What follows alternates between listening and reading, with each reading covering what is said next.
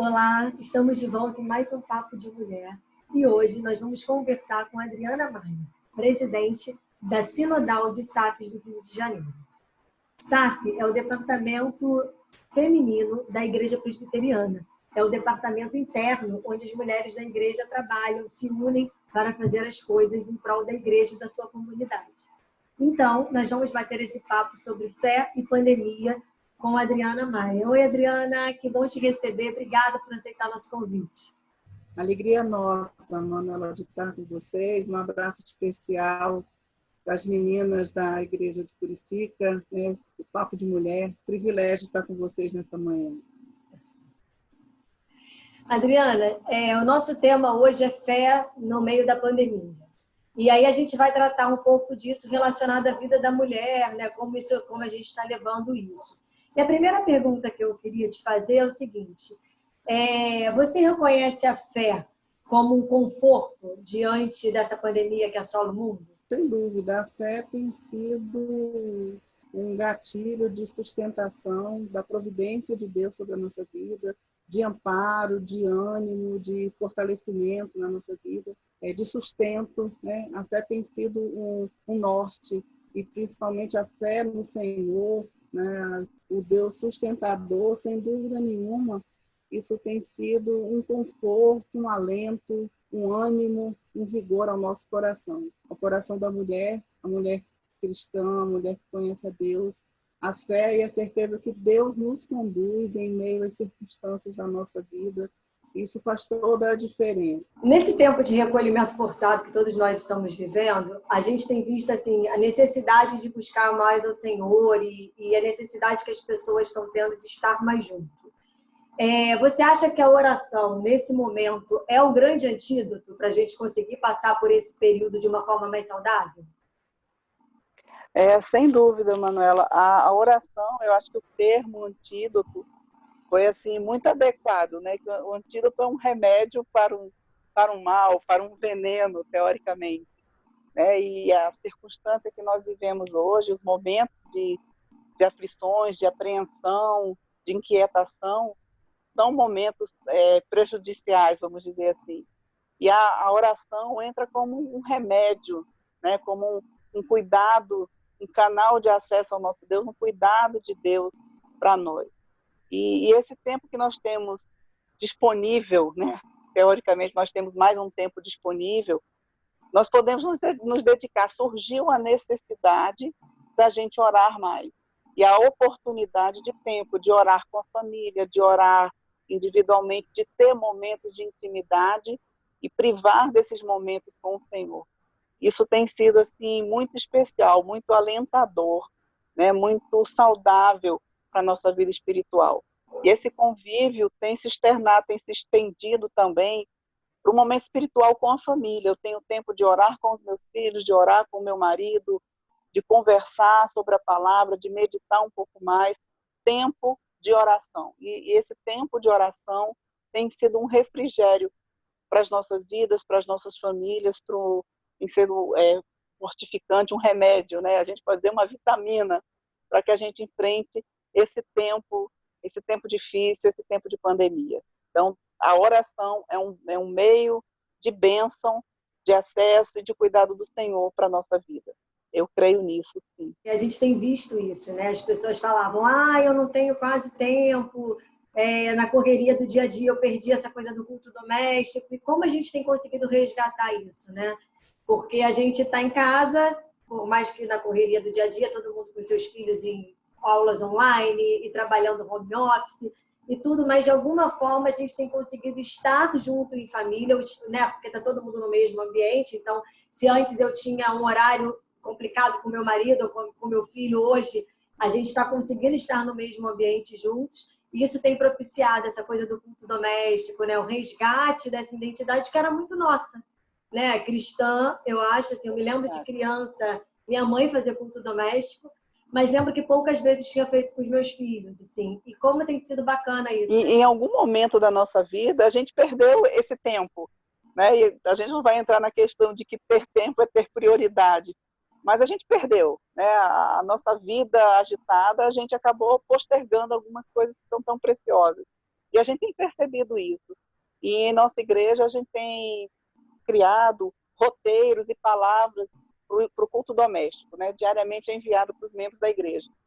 E quando chega o final do dia, aquele material não chega, eu trabalho com as mulheres lá na igreja do Rio, e elas começam a me perguntar, o meu não chegou, meu estudo não chegou, o que é que houve? Então, a necessidade brotou e é visível, né? Como tem sido alentador, como tem sido um remédio para esse tempo, o tempo de oração, o tempo de estudo da palavra, o tempo de comunhão, né, com a família, o tempo de oração junto. Isso tem sido assim palpável e a gente tem percebido o crescimento disso, a necessidade visível disso em cada família, em cada lar. Eu acho que as mulheres sempre tiveram na família essa coisa agregadora, né, de estar junto, de querer unir as famílias. Então a gente faz um almoço grande, querendo que todo mundo esteja reunido. Isso é muita cara da mulher, né, essa coisa de agregar a família. E a gente tem percebido isso, quanto é importante mesmo esse nosso papel de estarmos juntos agregando, né? E assim, a gente aqui na igreja também tem tido muitas coisas online e tem visto essa necessidade mesmo, a busca das pessoas por isso. Não só porque a gente tem essa necessidade de orar a Deus, de pedir, mas até pelo próprio confinamento em si, né? Trata as nossas ansiedades, o lado espiritual, para a gente poder conseguir superar esse processo todo, que é um processo que está sendo delicado. E eu falo aqui em casa que eu sou a rainha do lar, porque eu tenho 3 filhos homens e tenho meu marido. Né? Eu também tenho 2 meninos e o meu marido. Estou quase igual a você, falta um. Falta um, né? Aí, mas o meu casou, então são 2 em casa, mas o marido é de mulher em casa. Mas é muito interessante como a mulher consegue mover a família, né? Você prepara, você agrega, como você fala sobre as refeições, mas quando a mulher quer incluir esses momentos na família, faz toda a diferença. Quando a mulher tem um pouco de resistência, também é uma barreira que às vezes é até intransponível. Então, a sensibilidade da mulher perceber que é necessário para a família usar a oração e o meio de estudo da palavra com a família é fundamental. E Deus tem usado mulheres para isso, para alcançar, por vezes, a família onde só ela é cristã. Deus as tem usado como canal de bênção para aquela família. Então, as inquietações, a ansiedade, a dificuldade desse tempo tem sido sanada com esses momentos de oração e de comunhão em família. São preciosos, literalmente. Agora a gente tem tido umas preocupações nas igrejas, e eu tenho percebido isso no meio evangélico com as pessoas que a gente conversa, que a gente transformou a igreja numa igreja online. Então, todo mundo agora assiste as programações online e tudo. E muita gente até brinca e fala, Manuela, o papo de mulher tem que continuar pós-pandemia, está sendo tão legal. Você acha que as pessoas vão substituir a presença na igreja pela presença virtual pós-pandemia? Você acha que isso pode ser uma questão? Manuela, nós somos uma igreja do século XXI. E eu acho que o que vai marcar essa mudança não é exatamente a mudança de século, talvez a mudança de uma data, mas a pandemia vai marcar essa mudança de século.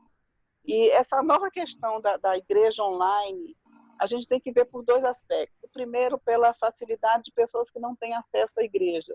Né? A gente tem pessoas que, por questões de saúde, não podem ir, por questão... Idosos, né, que têm dificuldade de mobilidade. Então, isso é uma bênção, uma porta abençoadora para eles. A gente tem questionado em nosso staff se hoje a gente não pode também, quando nós retomarmos as atividades presenciais, transmitir as nossas atividades para alcançar aqueles que não podem estar lá, por motivos diversos.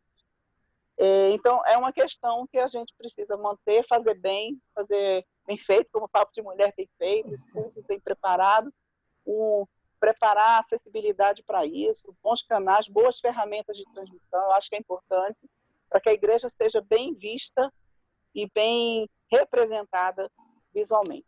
A outra questão que me vem à mente você é jovem, mas a gente teve um tempo atrás as locadoras de vídeo. Eu lembro, eu não sou tão jovem assim, não. né? Se você for conversar com uma criança hoje, um adolescente... Não sabe, não faz ideia do que é isso, né? E a gente tinha uma grande rede que era, assim, a melhor, né? Locadora, você reservava seu vídeo, seu DVD, que já ela chegou até o DVD, e você reservava, porque não dava para ver o vencimento. E com a chegada do Netflix, dos outros programas, ela foi se perdendo e fechou.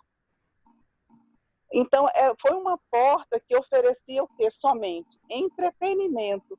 E o meu pastor, um dia desse, estava falando isso. A igreja não oferece somente entretenimento. Se um dia as pessoas deixarem de ir, é porque a igreja só oferecia entretenimento. Eu vejo a igreja como que oferece experiência e experiência com Deus. Por exemplo, hoje a gente tem o Netflix, sem propaganda, a gente tem esse meio de ir em casa, confortavelmente, onde você quiser assistir séries, filmes, shows, uma infinidade de coisas. Teatro e cinema perderam espaço? Não. Não. Tem o prazer de estar no teatro e de estar no cinema, de estar no cinema, a experiência daquele momento. Então é mais ou menos isso. A igreja tem a experiência da comunhão, a experiência da adoração em comunidade, do ver o irmão, do compartilhar da alegria do encontro. Então eu acho que isso não vai se perder, né? A experiência de estar em comunhão, adorando ao Senhor, não vai se perder. Agora a gente não pode fechar essa porta que pode abençoar tantas vidas, que é a igreja online, que pode alcançar aquele que não pode ir. Mas aquele que vai à igreja buscando a comunhão, a adoração em comunidade, não vai deixar nunca. Vai ter sempre a sua necessidade e a igreja vai ter espaço para isso. Então, na verdade, assim, você acredita que a gente vai manter as duas coisas, né? A gente vai ter a igreja, que é a igreja presencial e a igreja virtual, né? Isso, e eu acho que, na realidade, a gente... não ocupando o lugar da outra. Acho até que um pouco antes da pandemia, várias igrejas já estavam transmitindo os cultos online, né? Em paralelo, você transmitia o culto ao vivo e tinha lá o pessoal da igreja presencial. Mas você tocou num ponto que é extremamente importante, né? A comunhão, estar com os irmãos, né? Estar com as pessoas, dividir da fé, falar das coisas da fé juntos, né? Porque é diferente de eu falar com um colega de trabalho. Eu estou falando de alguém que tem a mesma fé que eu, que divide, né, a perspectiva de Cristo comigo, as angústias e as alegrias, né? Verdade. E assim, esses momentos nunca você vai ter online. Mas pense nos benefícios de quem não pode estar lá. Então, assim, a necessidade que eu tenho de estar com o irmão, de compartilhar com ele, de adorar o Senhor juntos, vai fazer toda a diferença. Ontem eu estava conversando com o meu pastor e perguntando, porque a nossa igreja não voltou nas atividades presenciais ainda. Esse mês, o conselho resolveu que não volta ainda, e estão sendo feitos estudos do tempo e do momento e como voltar, né? Mais importante do que voltar é saber como voltar. E eu ainda brinquei com ele, pastor, quem sabe a gente pode fazer um culto no estacionamento da igreja, nos carros, porque vai diminuir o número de início, né? Faz no carro, a gente pode encher o estacionamento ali, põe a banda ali no roda cantina, faz no meu tempo de faz um drive-thru, um culto drive-thru. Exato, quem sabe? Então, são reinvenções, eu falo assim, é um ressignificado das coisas. Mas o tempo presencial, o tempo de comunhão junto, jamais ele vai ser ocupado pelo tempo online, que é também uma ferramenta, uma oportunidade que Deus está nos dando e já tem nos dado de abençoar tantas vidas, né? E assim, a gente estar junto na igreja, a gente ali abraça um visitante, eu nem sei quando é que a gente vai poder abraçar de novo, mas a gente cumprimenta as pessoas, a gente transmite o carinho até com o olhar, né? Essa coisa o virtual ele não tem, é verdade. Mas eu acho que você tocou no ponto importantíssimo, que é a gente entender que diversas pessoas não estariam na igreja e hoje elas estão.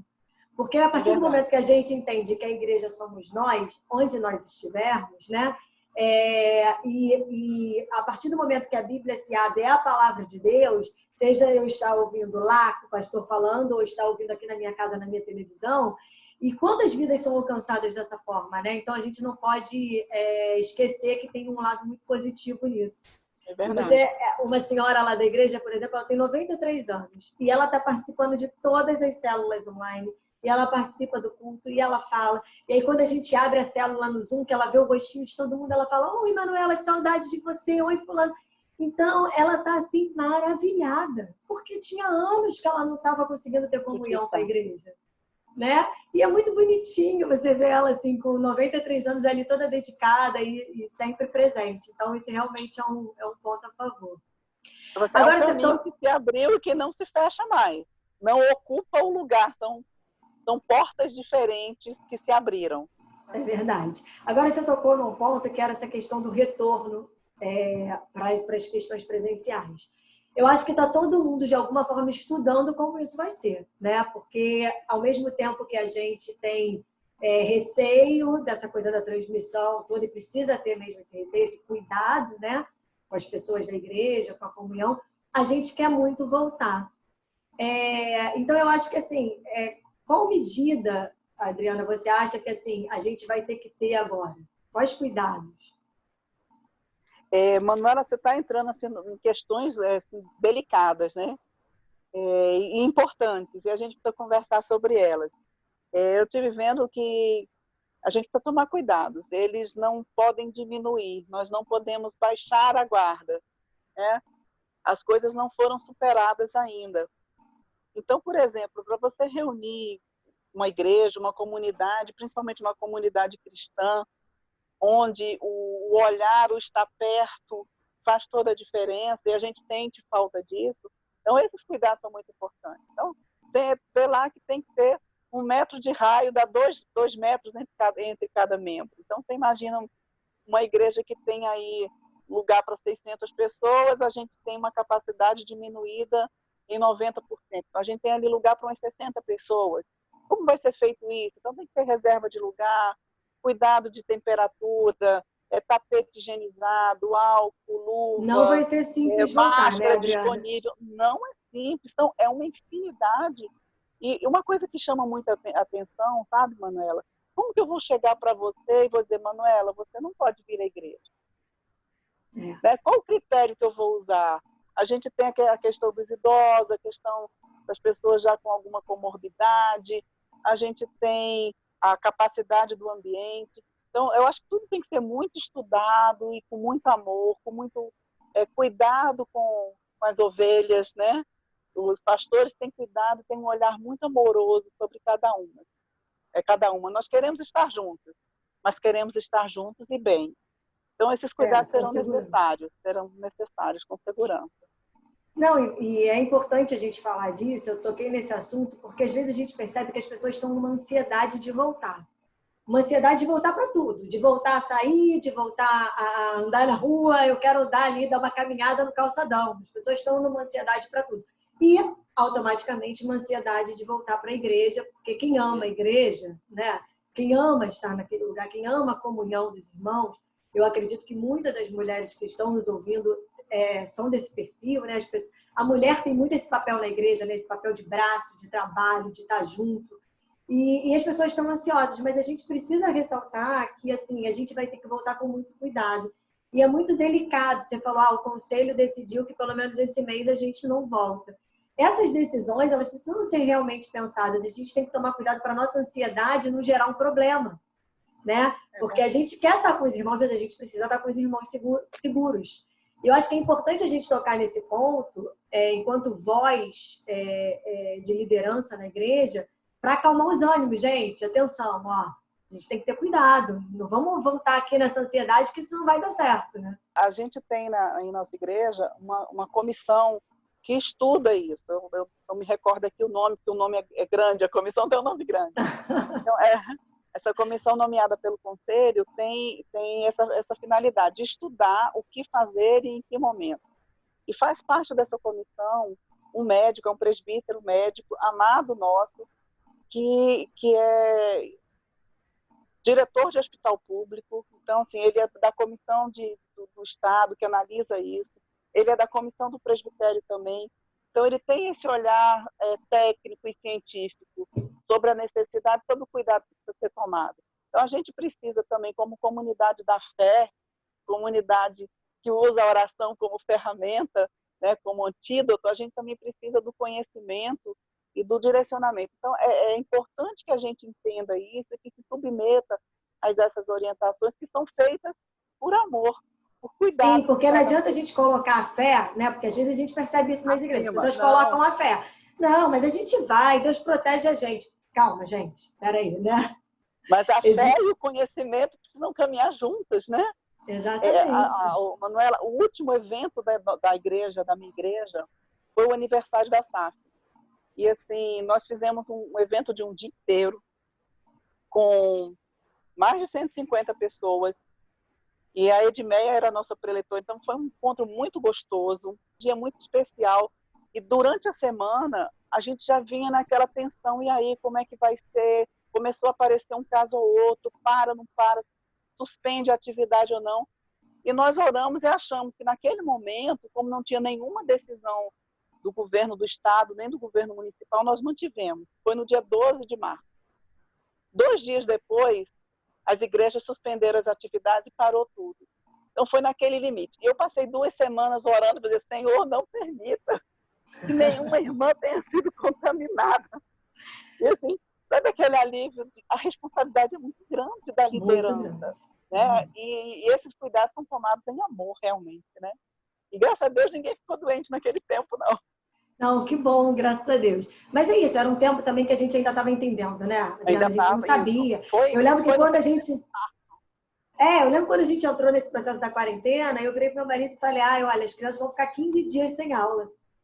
Boba, né? Estão 90 já sem aula. É. E eu achando que ia durar 15 dias. Acho que todo mundo ficou meio assim, né? Mas agora sim, Adriana, a gente sabe que tem muitas pessoas sofrendo, muitas pessoas com a doença, muitas pessoas já perderam filhos, amigos, o pai, a mãe, um querido, né? Alguém que amava, que está perto. O que a gente pode falar hoje para as mães, para as sócias da SAF, para aquelas pessoas que perderam pessoas que amam, assim, nesse momento tão difícil? Manuela, a minha palavra nesse dia é uma palavra assim, de uma extensão de amor. Né? Eu imagino a dor. Talvez seja a maior dor que a gente, como mãe, vai sentir. Mas eu sempre trago, e vou pedir vou pedir ao Senhor aqui que me mantenha sem chorar, porque eu sou chorona, tá? Então, eu sempre trago na minha mente que nós não perdemos o filho, o pai, o amigo para o Covid. Não foi a doença que antecipou, né? Que às vezes a gente pensa assim, ele tinha tanto para viver pela frente. A gente acha isso, né? Uhum. Mas os nossos dias estavam todos escritos e determinados pelo Senhor, né? O Senhor nos deu filhos para a gente cuidar, para a gente amar. Ele nos deu por um tempo como se nós fôssemos mordomos ali. Você cuida disso aqui que é precioso para mim. Você é a pessoa mais capacitada para cuidar. E Deus nos deu aqueles filhos para a gente cuidar. E na hora que Deus os leva para si, Deus os leva porque eram dele. Né? São preciosos para ele. Então, quando eu vejo mães hoje sofrendo, eu tenho lá na igreja amigas que já perderam, conheço mulheres de Deus que perderam seus filhos. A gente fala perderam nesse sentimento de eu perdi, mas que o Senhor os levou. Vem ao nosso coração como um alento, saber que esse era o tempo que Deus o chamaria. Deus não foi pego de surpresa. Deus não mudou os planos dele. Era esse o plano que Deus tinha para a minha vida, para a sua vida, para a vida dos nossos filhos, dos nossos pais, dos nossos amigos. Então, esse tempo difícil, o Senhor está cuidando, né, dessas mães. O Senhor está abraçando, acarinhando, sustentando. E só Ele pode fazer isso. Só o Senhor pode ser o consolo, pode ser o bálsamo. Só Ele pode sustentar. E nós clamamos isso para essa mãe. Então, mãe, receba do Senhor aquilo que só Ele pode dar. Por mais que eu fale para você que o Senhor cuida, o Senhor é que vai fazer você sentir isso. O Senhor é que vai falar ao seu coração, mas tenha essa certeza. O Senhor te deu uma joia preciosa que você cuidou. E no tempo do Senhor, Ele tomou para si. Né? Se a gente trouxer isso à nossa mente, o tempo precioso que vocês viveram juntos, do tempo que vocês caminharam, quem sabe das brincadeiras, quem sabe dos acompanhamentos da escola. Eu já tenho neto, né? Eu já tenho, olha só, eu tenho um netinho. E eu fico vendo assim, o privilégio que é você cuidar do seu filho e você ver seu neto. Então, eu falo para essas mães, veja o privilégio do que Deus deu para você. Traga essas memórias ao seu coração e à sua mente. O Senhor cuidou dele. Então, isso traz consolo ao meu coração, traz consolo ao coração das mães, das famílias, e o Senhor cuidou. E hoje não tem mais dor, não tem mais dificuldade, o Senhor sanou todas essas coisas. É importante a gente trazer essa questão teológica mesmo à nossa memória, né? De entender que o Senhor cuida, que o Senhor tem seu tempo. E você tocou uma coisa muito interessante, que os dias não foram adiados. Né? Não, eles já estavam escritos assim. Né? Deus não mudou, não foi a doença. Deus tem o controle de tudo. Né? E é interessante a fala que você usou, ele não foi pego de surpresa. Deus não é pego de surpresa, né? Então, a gente entender isso realmente é consolador. Entender que o Senhor tem seu tempo, né? Por mais difícil que seja, mas é um consolo. E o maior consolo de todos é saber que eles estão com Cristo e que a gente vai se encontrar. O consolo da mãe cristã é o maior consolo, né? O meu filho está com o Senhor, né? Eu falo assim, e nós vamos nos encontrar depois, né? Nós estaremos juntos celebrando. Não há lugar melhor, né? Eles estão no melhor lugar. Não tem lugar melhor, nos braços melhores. Eu ouvi um testemunho uma vez de uma mãe e ela estava no leito de morte, ela falando para o filho dela, eu vou fechar meus olhos, mas eu sei onde eu vou abrir. E eu sei que eu vou te encontrar lá depois. Então, isso deve permear o nosso coração de mãe, né? O nosso coração de mulher, de filha, de esposa, de amiga. Eu sei aonde eu sei onde eu vou encontrar o meu querido. Ele está com o Senhor. Isso faz toda a diferença. Que caminhos hoje, porque assim, no meio dessa história toda dessa pandemia, a gente sabe que apareceram diversas questões sociais, diversas necessidades, né, e das mais variadas, das básicas às mais complexas, que a gente possa julgar aí, né, no meio dessa pandemia. E que caminhos a sociedade de SAF, as mulheres, e a gente pode tomar no sentido da solidariedade? Assim, que ações efetivas a gente pode fazer para ajudar essas famílias, essas vidas? Você fez questionamentos muito, muito sérios e muito pertinentes ao momento que a gente vive. O que eu posso fazer quanto a mulher, quanto ao recurso que eu tenho, a influência que eu tenho, como eu posso ajudar? E a gente vai da prática do ajudar com a mobilização na formação de cestas básicas, a parte mais emocional, de ter o sustento emocional para aqueles que estão passando momentos difíceis. Então, a gente entra na questão da ajuda propriamente dita física, com mantimentos, com outros tipos de ajuda nessa área, a ajuda emocional, na questão de ouvir, de orientar, de dar direcionamento, a parte da ajuda espiritual, a gente pode pontuar também, mas a gente tem lembrado que as mulheres têm um coração muito sensível. Então, quando a gente pensa, eu não tenho muito recurso, mas o que eu tenho eu posso usar para abençoar o outro. Então, você tem campanhas de alimentação, no caso de cesta básica, envolva-se com a sua igreja, estimule a sua SAF a tomar parte disso, né? Se envolva com pessoas sérias em doação. Eu posso ajudar orientando, quem sabe, num outro direcionamento de como obter renda, de geração de renda. Quem sabe eu posso estimular aquela sócia que, quem sabe, trabalha numa casa de família e nesse momento ficou sem poder trabalhar, mas eu posso orientar para que ela costure alguma coisa, eu posso ensinar para que ela faça alguma coisa, eu posso estimular que ela faça algum bolo, alguma coisa e ajudar para que aquilo aconteça efetivamente, né? Eu posso contribuir efetivamente. A gente tem estimulado isso nas SAFs. Na Sinodal a gente está com uma campanha agora para ajudar o abrigo presbiteriano, e a gente já tinha começado um pouquinho antes das coisas tomarem uma proporção maior, e Deus tem nos abençoado com a visão e a preocupação com o outro. Às vezes eu sento no conforto da minha casa, eu estou vivendo esse momento de isolamento, nada tem me faltado, mas tem faltado para o outro.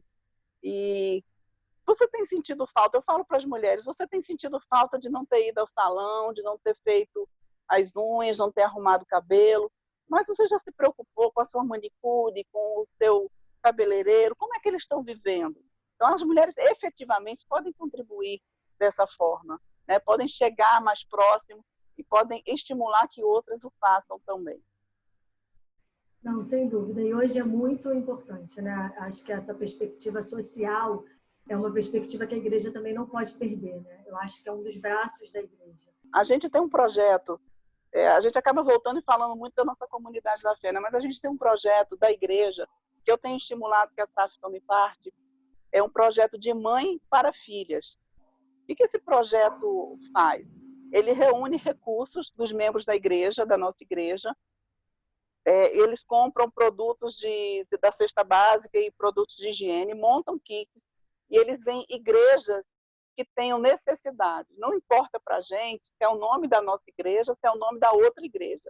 A importância está em ajudar aquela pessoa que está passando por um momento de necessidade.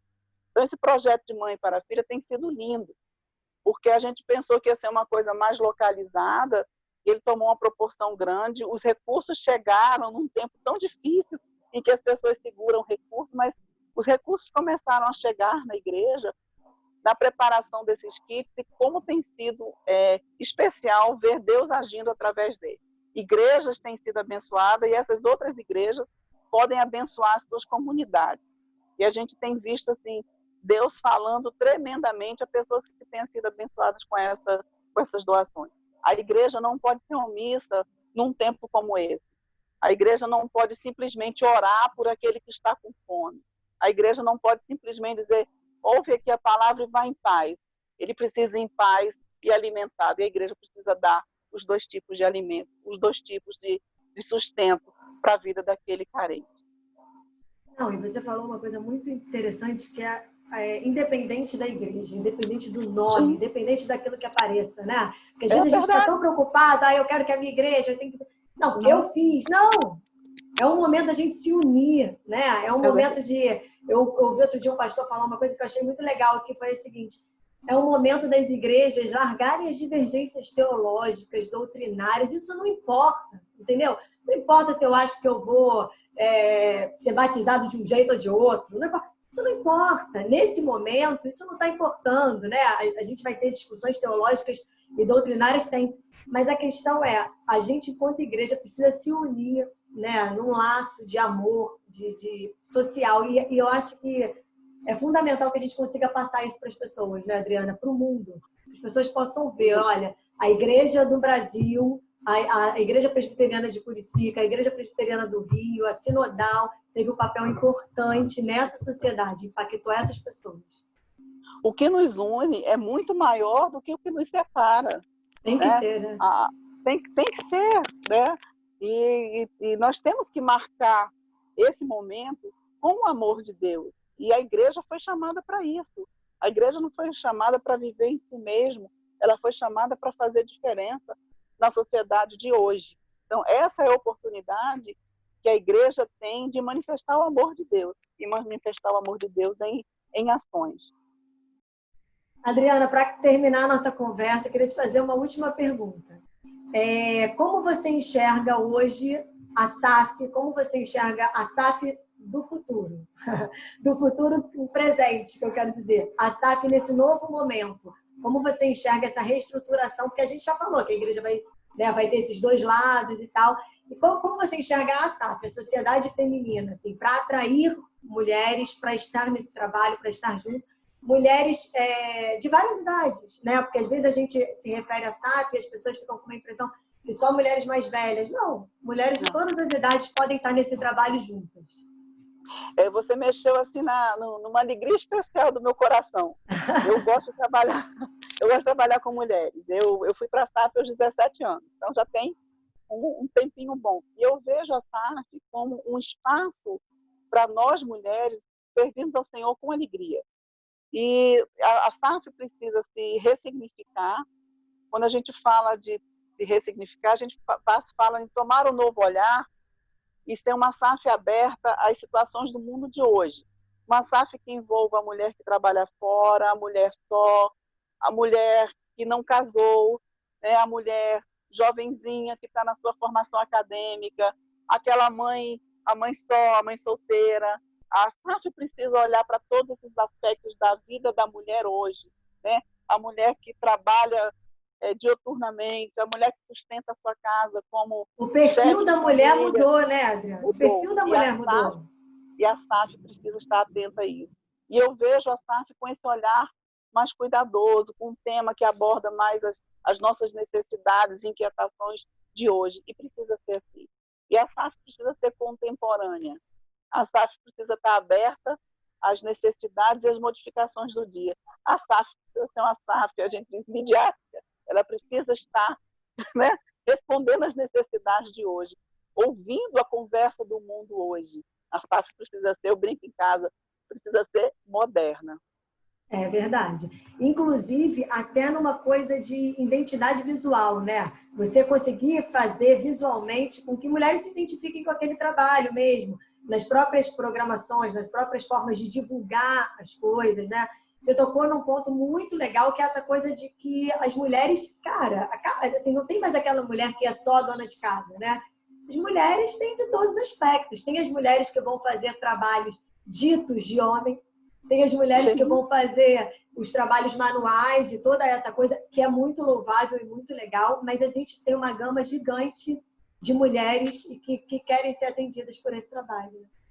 E, por exemplo, a gente precisa ter o espaço para a gente fala que para todos esses tipos de mulheres, né? Todos esses aspectos da mulher de hoje.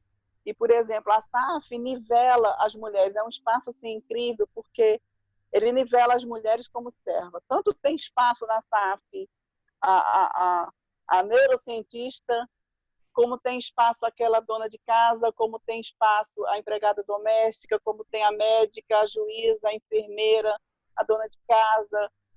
Essas mulheres têm espaço para servir, a gente precisa criar ferramentas para elas, lugares onde ela possa estar bem, se sentindo bem, horários que sejam convenientes.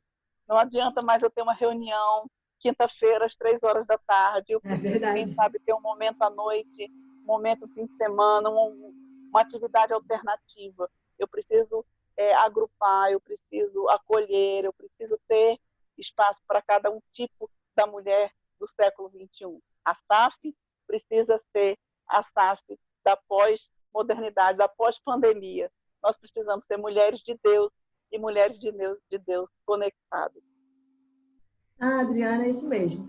Muito obrigada por essa conversa, muito obrigada pela sua disponibilidade. Foi ótimo o nosso bate-papo, eu tenho certeza que vai alcançar as mulheres da nossa igreja, as mulheres que vão ouvir o nosso programa. Obrigada. Um beijo grande, querida, um privilégio estar com você. Deus te abençoe. Amém. Você não pode perder o próximo Papo de Mulher, quinta-feira que vem. Fica com a gente, que a gente vai trazer alguém, um novo assunto, um novo tema. Não fica fora dessa.